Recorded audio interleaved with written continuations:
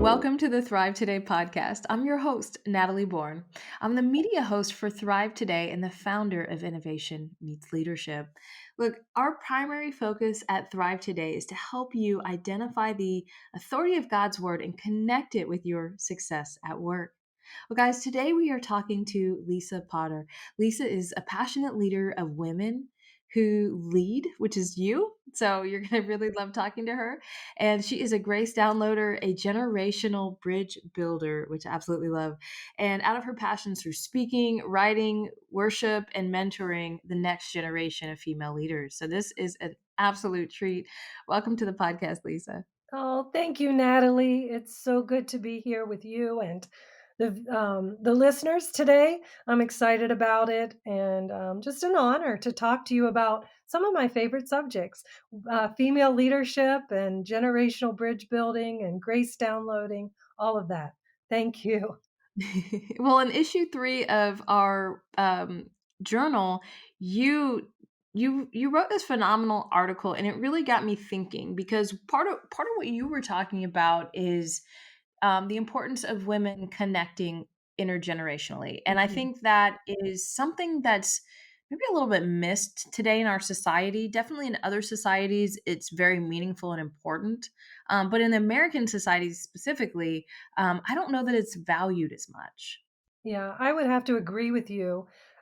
Even in my own life, I think I had to be very intentional about intergenerational connections and community and creating that. I mean, although I come from a phenomenal legacy of women who, whether they, my grandmother, she ran a farm and taught me how to do a lot of those little nitnoid things of just that you hang around with your grandmother and do. But even in the osmosis of being in the room with her, I learned so much from her stories. Yeah. And it's interesting because of the things that female leaders often shortcut on, it is community and intergenerational community, especially.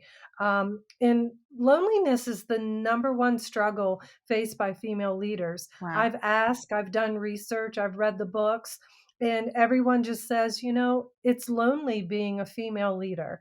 And so when we think about that, developing community is important to us, but developing these intergenerational communities Hmm. is exceptionally important. I remember having a conversation like, my mother is still living, and I'm in my 50s. My daughter is 30 something. And we were having lunch one day, the three of us, and Lindsay spoke up and said in her 30 something way, she was like, look, guys, I need to hear your stories. Wow. I need you to in my life.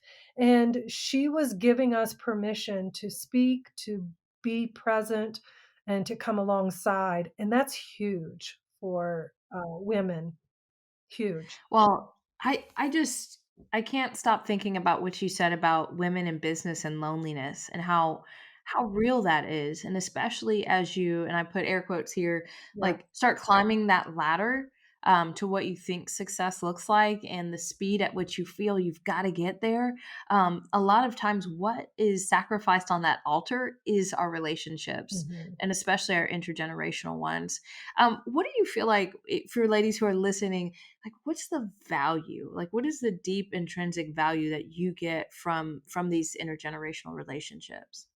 Well, for me, being kind of that in betweener, I feel like in my 50s, I love to hang out with the younger generation because personally, Natalie, I want to stay relevant. I Yeah. don't want to be old. And it's weird because you get into this place in your life and you're like, wow, I'm still thinking like an 18-year-old sometimes. But then you look in the mirror and like everything's changing and you're like, I'm not there anymore. But the importance for me being that in betweener in the generations, is that I need a younger generation's ideas. I want my voice still to be heard. I want my message to be relevant as a Yeah. female leader. And that happens by surrounding myself with innovative, wonderful young female leaders that are coming up and sharing vision with them and cheering them on, Yeah. as well as, my mom's generation. I need their stories and their wisdom, Mhm. and I need to know what carried them to this age that they are, and how they got through the hard things, but how they climbed mountains, and the good things in their life. And so that's the importance of this web of connecting with many generations around us. Wow. You said the hard things and the good things. And I know in your article, you also talk about the dreams and Yeah. how passing on dreams is such an important part of, one generation to another, because sometimes God may call you to start a dream, but, maybe it's the next generation that's really going to carry that dream. And I know that even in your article, you talked a little bit about David, and I'd love for you to share a little bit about that here when he was building the temple. Yeah, it's interesting because my husband and I are dreamers. I'm not a natural dreamer, but my husband Frank is. And so over our 36 years of marriage, he really has taught me the art of dreaming to the point where we have dream days.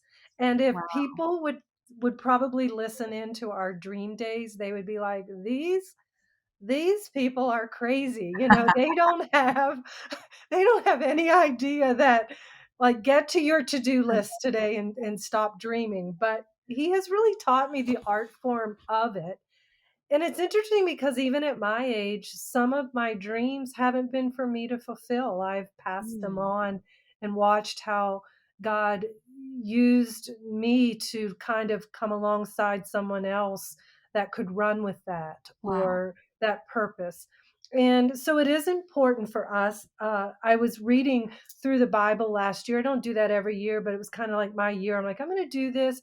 And so I got to this scripture with David, and it's that part where, the Lord's like, in the Bible, it says, "It was good for David to have the dream." Wow. And I was like, "Wow." So what if all of my dreams won't be for my eyes to see them fulfilled? Wow. How will what is my responsibility to a next generation? And often in leadership, we see that we rightfully so hold things tight. We don't, we have great ideas, those of us who are leading the charge, and all of us probably have been burned one time or another where we shared an idea and then somebody else ran with our idea. And so it does cause us to be a little inward focused with those dreams. But when I'm talking intergenerational conveying of dreams, I'm talking about family, mentorship. I'm talking about spiritual sons and daughters. Like, who are we bringing up behind us that are safe people to be connected to, just like my son and daughter that I physically carried and birthed. I have spiritual Yeah. sons and daughters. And just like there's safety in sharing personal, intimate things with my flesh and blood, there should be this intergenerational conveyance of dreams to spiritual sons and daughters as well. Wow. And that's what we see with David and Solomon. That's so incredible to well, to your point, to be reading through and find find Yeah. that scripture, but how much it helps us to understand that not all dreams are for us to also go execute on. Like, some Mhm. dreams are for us to birth by passing it to the next generation Yeah. and by infusing dreams in them that they didn't know they had. So almost like, you are the kind of the receiver of the dream, but you're not necessarily Yeah. going to carry that dream out. And that's so interesting. I don't know that I've ever personally thought about that. Mhm. But I can see that because I have daughters, so I could see that there would be dreams that I would dream, but not necessarily carry out, so to speak. Yeah, so when we think about the conveyance of dreams, it should be expected to a next generation, like the passing on of a blessing. And when our children were small, we wrote blessings for them, and we prayed over them at night, and they expected that blessing at night to be spoken over them. And I think as leaders, we have an obligation to the next generation that they expect a conveyance of dreams. Wow. They expect to hear what we're dreaming, and that our dreams are loosely held in Mhm. a sense God said to David, "You did well to have it in your heart to Wow. build a temple for Israel, Wow.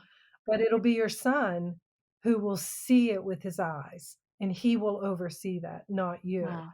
And as leaders, I think that shows us that our hearts are in the right place, that we don't have to get credit, but God did give him credit, Yeah. and I think in families, it's like the legacy continues with spiritual sons and daughters and with sons and daughters that are flesh and blood, and we expect a legacy with them and to pass on a legacy, and it should be the same with spiritual sons and daughters.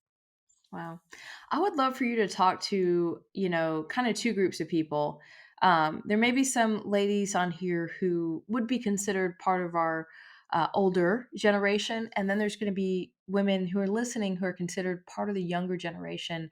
How would you tell them in terms of like, how can they get connected together? Because I think many are sitting here thinking, yeah, like, yeah, that is a value. And I get that value of being able to pass down experiences and, share stories and hear things of how people overcame. I even think about, my own personal career, dealing with sexual harassment. Like I would love to Mhm. sit with some women and tell them like, hey, you got to put up a boundary and here's some of the things you have to do in the Yeah. moment.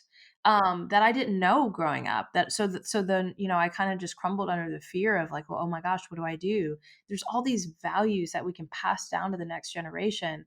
Like, how would you talk to the younger generation, the older generation about how they could potentially get connected to one another?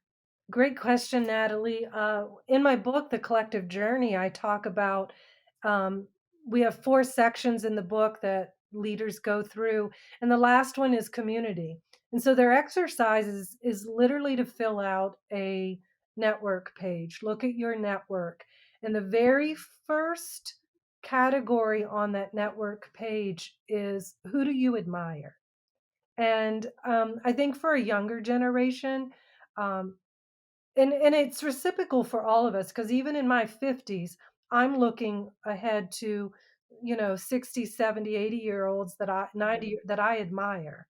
Yeah. And so these are just people that kind of do what you would like to do someday, and you feel that connection with them. And I just, when I'm mentoring next gen female leaders, I encourage them to write that list and make it long, and don't keep anybody off of that list thinking that well, that's silly to put them on there because I'll never be able to talk to them or be a part of their life.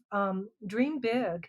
Yeah. And I think that's key. We have to be thinking about, who are these connections? Why do I admire that person? And looking beyond that. And then it comes into just simply, I mean, there have been times where I've intentionally said, at seasons in my life, I need a mentor right now, or I need a coach, or and so I have looked to somebody that is older than me to do that, Yeah. and intentionally sought that out, emailed them, connected with them through phone, and just said, "Hey, this doesn't have to be a long term thing, but I just would like to sit and learn from you a little bit. I have some leadership questions I want to ask."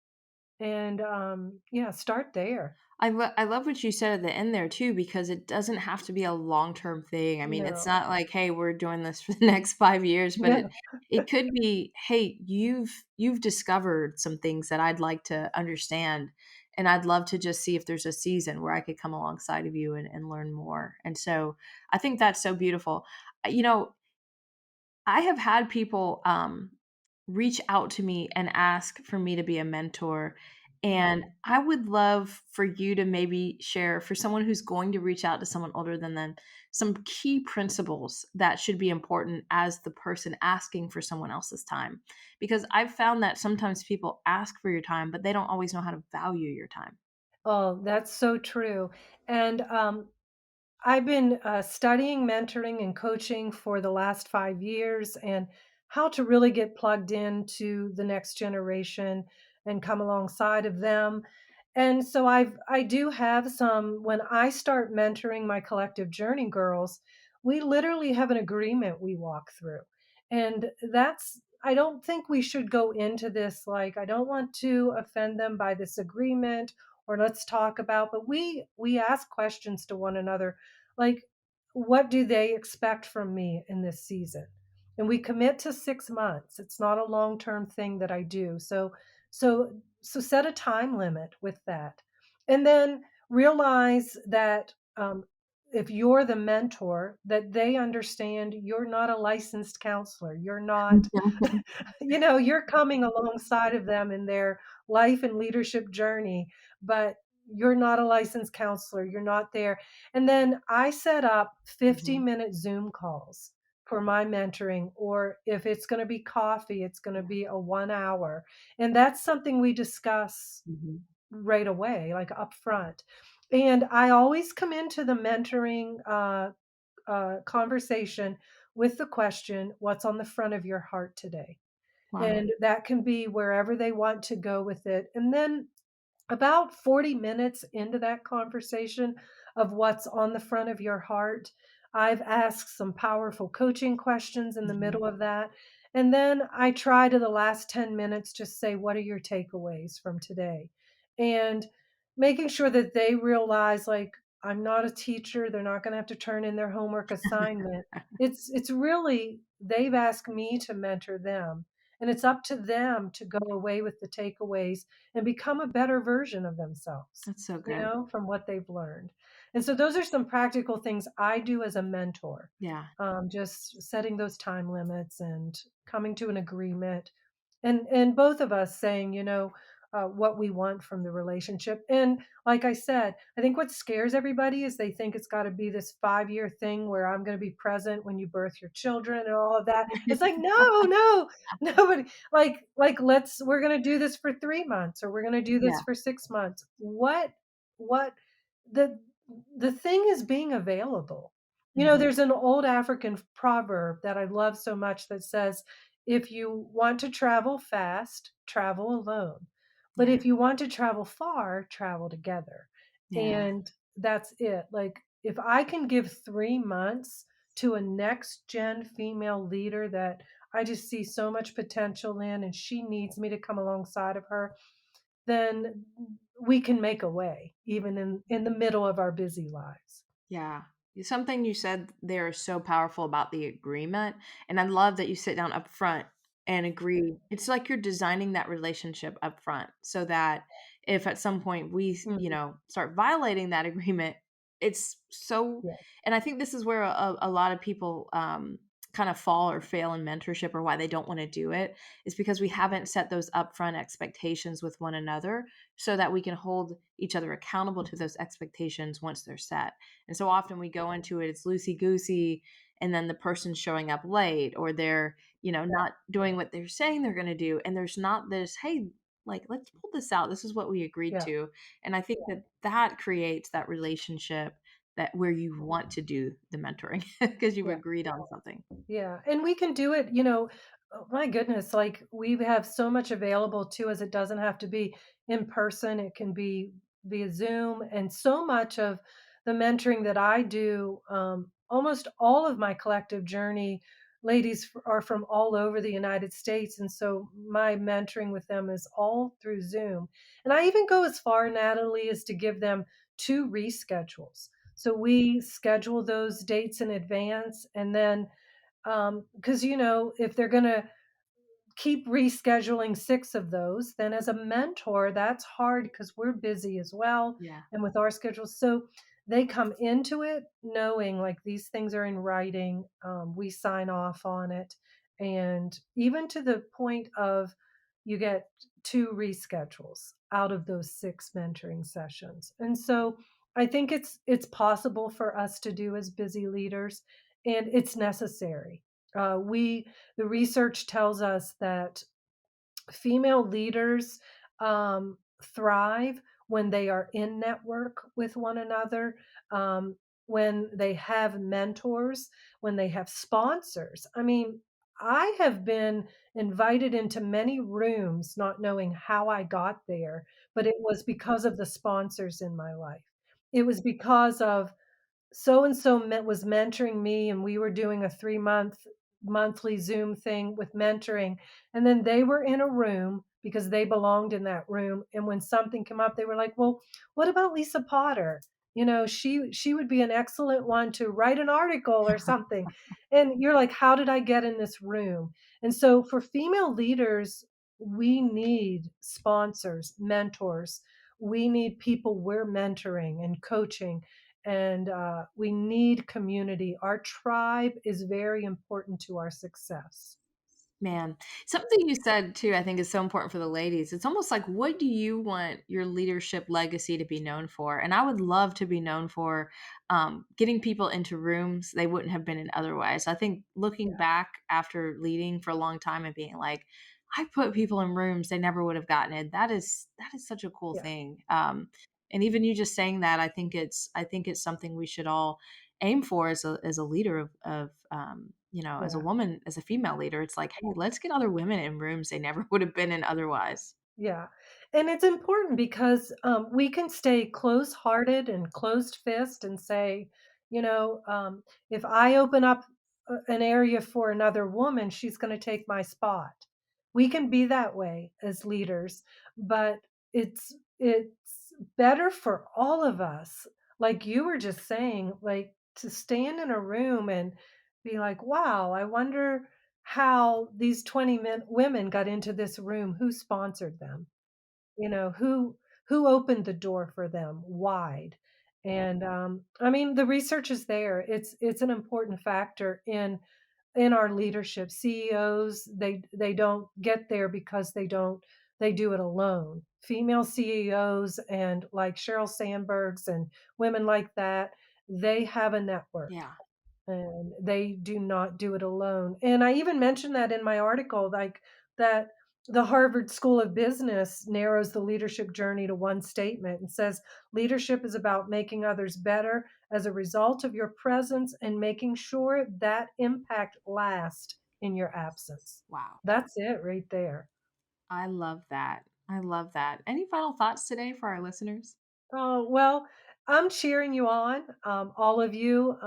If you're listening and you're younger than me, and you probably are, uh, you know, it hasn't always been easy, but but we are doing this, and God is calling us as female leaders to and opening doors for us in places.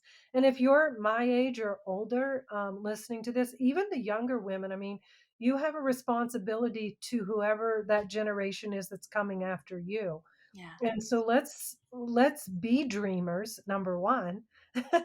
But also let's be dreamers, but also let's pass those dreams on. Let's find a circle, a community, a tribe of women that is generational, not all thinking like us, and let's learn from one another. Yeah. And that's how we're going to thrive, I literally. love it. I love it. Yeah. Thank you so much for your time today, Lisa. Oh, thank you, Natalie.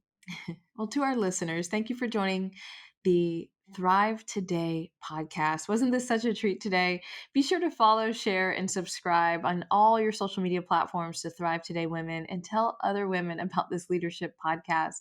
You can follow Lisa on LinkedIn, Facebook, Instagram, and also you can go over to her website, pmnwomenwholead.com. We'll see you next time.